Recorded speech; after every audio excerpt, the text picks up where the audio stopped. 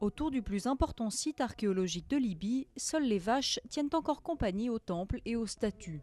L'an dernier, plus de 10 000 visiteurs sont venus admirer les ruines grecques de Cyrène, mais depuis le début du soulèvement en février dernier, les touristes ont disparu. Vous voyez, je travaille ici tous les jours, mais maintenant, il n'y a plus de touristes. Je passe mon temps à dormir et je suis très triste à cause de ça. Mais j'espère que tout va s'améliorer dans le futur. Alors que les sites historiques sont à l'abandon, un autre type de tourisme prend forme. Avant la Révolution, la caserne militaire de Katiba, dans le centre de Benghazi, était un symbole du pouvoir du colonel Kadhafi sur la ville. En février, elle a été le théâtre d'une violente répression des manifestants avant d'être prise par les rebelles.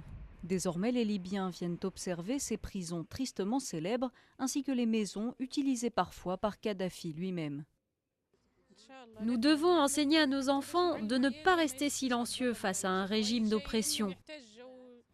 Pour Abdullah, les lieux sont plutôt familiers. Il y a encore quelques mois, il travaillait ici en tant que gardien. Au départ, quand j'ai commencé à travailler ici, on nous parlait d'une prison appelée les Oubliés, dont les portes étaient toujours fermées. Les gens étaient enfermés ici jusqu'à 3 ans et ne recevaient qu'un seul repas par jour.